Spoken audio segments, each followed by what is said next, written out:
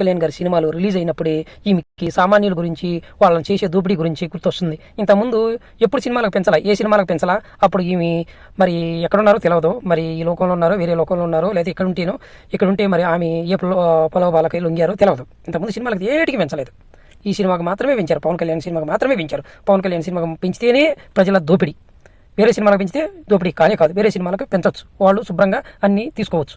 పవన్ కళ్యాణ్ గారు తీసుకోకూడదు. పవన్ కళ్యాణ్ గారి సినిమాలకే టికెట్లు తగ్గించాలా? మరి సినిమాలకు టికెట్లు తగ్గించినప్పుడు వేరే సినిమాలకు కూడా తగ్గించండి అని చెప్పేసి తులసి గారు ఎందుకు మాట్లాడలేదు? ఈ ప్రజల గురించి, ఈ దోపిడీ గురించి ఆమె గుర్తుకు రాలేదు. అప్పుడు పవన్ కళ్యాణ్ గారి సినిమాలు కూడా తగ్గించినప్పుడు అవి కూడా తగ్గించమని చెప్పాలి కదా. మరి ఇప్పుడు ఎందుకు బయటకు వచ్చి మాట్లాడుతున్నారు? సినిమాలో ఇప్పుడు నువ్వు అంత బాధపడేదానివి, అంత దోపిడీ జరుగుతుంది అని అనుకునేదానివి, మద్యపాన నిషేధం అని చెప్పేసి జగన్మోహన్ రెడ్డి గారు ఆ వంకాతో ఆల్మోస్ట్ డబల్ చేశారు మద్యం రేట్లు. మరి అప్పుడు ఎందుకు గుర్తు రాలా? అతి సామాన్యులు కదా, ఏదో పని చేసి వచ్చి ఏదో కొంచెం ఆ నొప్పులు తగ్గడానికి ఆ మద్యం చేయించేవాళ్ళు అతి సామాన్యులు కదా.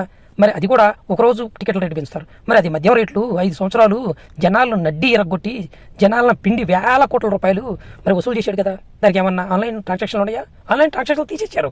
Only cash. లెక్కలు ఉండవు. లెక్కలు లేకుండా, ఎవరికి పట్టుబడకుండా, ఎవరు అనుమానించకుండా, ఎంత పద్ధతిగా, ఎంత నీతిగా అతి సామాన్యులు నడ్డి ఎరగొట్టేసి వేల కోట్ల రూపాయలు దూచేసిన జగన్మోహన్ రెడ్డి గారి గురించి నువ్వు ఎందుకు మాట్లాడలేదమ్మా? పవన్ కళ్యాణ్ గారు మాత్రమే గుర్తొచ్చారా? పవన్ కళ్యాణ్ గారి సినిమాలు మాత్రమే గుర్తొచ్చినాయా?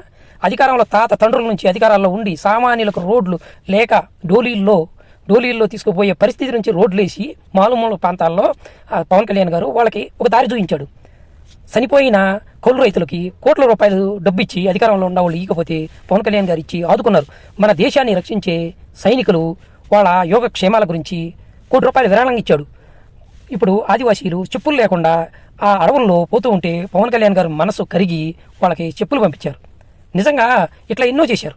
మొన్నటి వరకు రోడ్లే లేవు, ఇప్పుడు రోడ్లు ఎంత మంచిగా చేశారు. అందరు చెప్తున్నారు కదా. దోపిడియా? పవన్ కళ్యాణ్ గారి ఇంట్లో నుంచే తీసుకొచ్చేసి ప్రజలకు పెడుతుంటే నీకు దోపిడీలా కనిపిస్తుందా?